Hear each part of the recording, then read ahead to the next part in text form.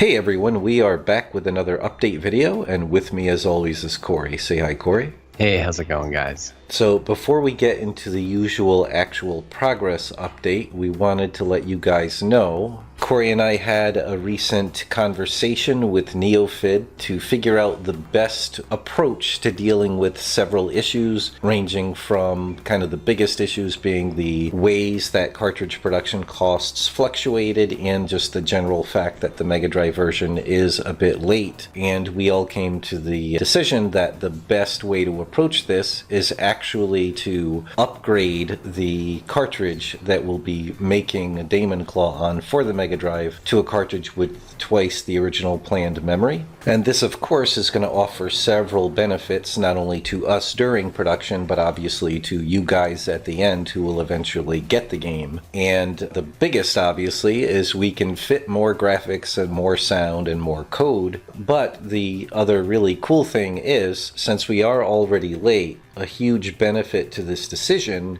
is not only will we not have to spend any time worrying about optimizing the graphics to squeeze it all into a relatively small cartridge space. Now that's not a consideration at all. There's no time spent optimizing and therefore guaranteed no kind of incidental or accidental downgrade in quality because we're either worrying about fitting it in the cartridge in the first place or working to actively optimize and reduce the number of sound effect files and tiles, graphical tiles that everything is made out of. So that, does two things. It increases the resulting quality of the game and it reduces the amount of time that we'll have to spend to wrap up the game. So obviously those are really big benefits, and Corey and I did already do a scrum to really brainstorm and figure out what additional new graphics and sound especially we can get into the game to just really increase the overall quality of the game, the storytelling, but also those moments where we could really add a little extra something to add to the wow factor during gameplay. So we're really excited about that. Obviously, we don't want to get into too much detail. That's the tricky thing. As we get closer to finishing the game, it's harder and harder to actually show you guys or tell you exactly what we're adding and what we're doing. But we're anyway, regardless, excited about those changes and can't wait for you guys to get your hands on it. Right now, you could pre-order DaemonClaw for the Megadrive off of Neofid's website, but this was always the pre-order price, and that was likely to go up to a full retail once the game is finished. But so now what's going to happen is this is pretty much the pre-order price right here, and there's only going to be a limited amount of time where you could still get DaemonClaw at this lower price, because basically the retail price is going up accordingly to match the cost of this higher capacity cartridge. So now's a great time if you've not yet grabbed DaemonClaw for Megadrive, or if you think friends of yours might like the game, now's a really good time to grab it. And now on to the actual progress portion of things. So on the Neofid side of things, we're continuing to work with them. The latest high priority task that we want them to do is get the final boss fight fully functional enough but not polished, so that at that point all core actual gameplay will be at least functional if not polished, so that then we could really play through the whole game to get a real feeling, to perfect the kind of balancing and how much time each thing takes.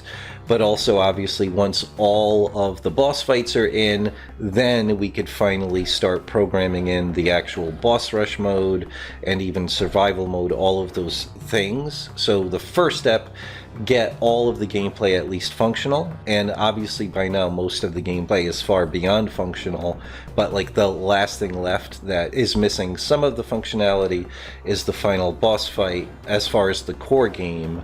But then there's those other gameplay modes that need to be added after the fact. So that's the top priority.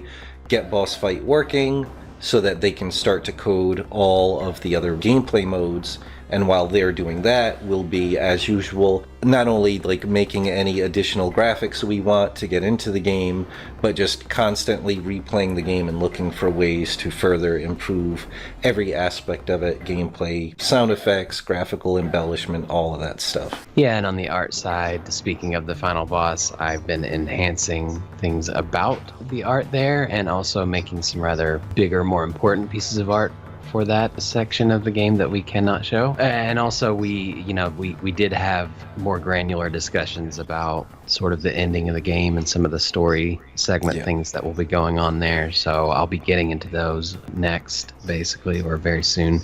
And it's exciting because we always had a lot of great ideas for the ending sequence of the game, but now they're starting to take form, and it's very enjoyable. Yeah, that's always really cool in the creative process, to go from a solid idea, but it's missing the kind of concrete edges, so to speak. You know what I mean? Right, You've got this, like, this will be cool, but how are we actually going to pull this off or tell the story? Find that transition between gameplay and cinematic scenes and how all the storytelling gets done.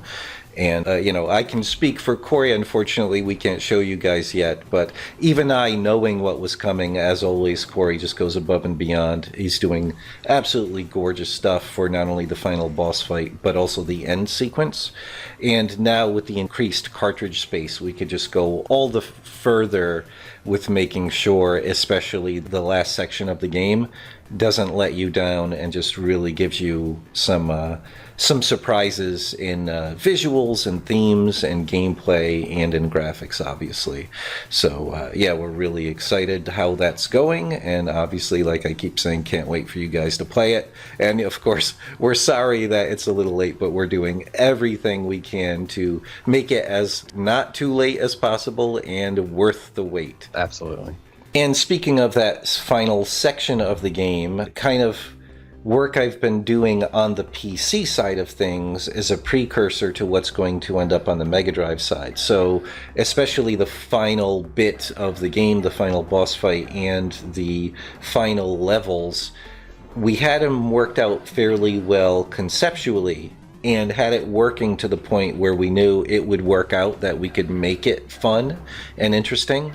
But lately, for the last several weeks, what I've been doing is really working on debugging and polishing and enhancing those behaviors of the enemies, of the environment. Hint, hint, I can't get into much more of that. And just really figuring out, not only polishing what was there, but enhancing it and adding some additional surprises to keep the players on their toes. And it's always cool to be able to figure out gameplay elements that actually enhance the feeling of the behaviors and maybe even culture of that particular character set or enemies or whatever in the game. Right. And there's a lot of that going on in the final section, and it's just really cool. It's working out well, and that'll be a really strong guidance for both Neofid to get it all working and really well polished in the Megadrive version, and then the same thing obviously for the Neo Geo version